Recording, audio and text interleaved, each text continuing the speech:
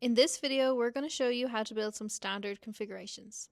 Here are all the parts you need to get started. You need 2 power cubes, a left analog cube and a right analog cube.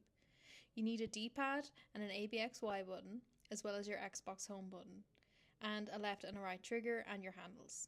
Lay out the shape of your controller and find where each face is going to connect. Then connect the male face into the female face and lock the switch that you're connecting.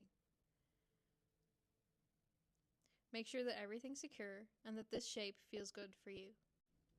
When building your controller, take note of which direction the analog stick is facing.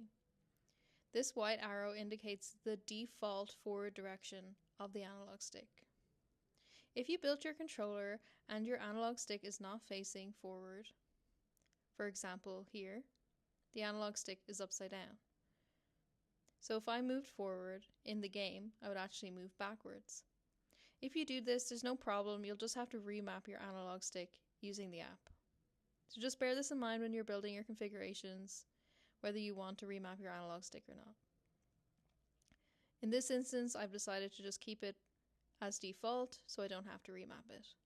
Then I just add my handles. Each handle has a lock switch at the back, so make sure you lock it into place.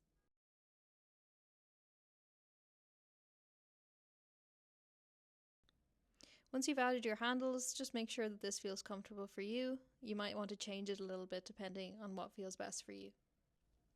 Then I'm going to add all the buttons that I want to use. Depends on the game and what buttons you want to add, but for the average game, most games use both of the trigger peripherals, the ABXY and the D-pad. And you'll want to add your Xbox peripheral so that you can navigate through the Xbox menus, and a lot of game menus use the Xbox peripheral as well. So then I'm going to add 2 extra 1 buttons to the back of my controller. These are both default to A, but I could use the software to remap them to any button that I'd like. Then last but not least, I'm going to cover the faces that I'm not using. I'm going to cover the male face with this cover and make sure it's locked in place. And then I'll just add the covers to the other faces as well. These just magnetically snap into place. So these protect your controller and also make it more comfortable when you're using it. If this controller isn't quite comfortable, try something like an edge spacer to adjust the angle. So the edge spacer has this line that goes across that shows you where the middle is to make it a bit easier to line up. So I'm going to line up this middle of my edge spacer with the middle of this power cube here.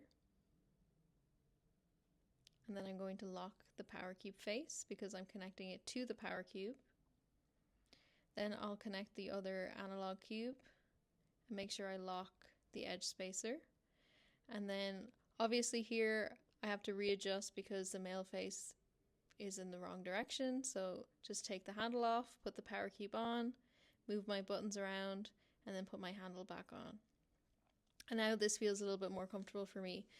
You can continue to adjust the angle of the edge spacer until you find an angle that works for you, or you can also try a charger, or even 3D print different handles or configurations just to find something that works better for you. Change the buttons around, put them at the top or the bottom.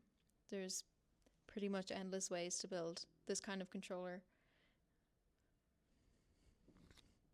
I'm just going to put the buttons back here. Yeah. Then, of course, last but not least again, make sure I cover the faces that I've exposed. And here you go. So this is 2 versions of the standard configuration. Make sure to check out some other configuration tutorial videos.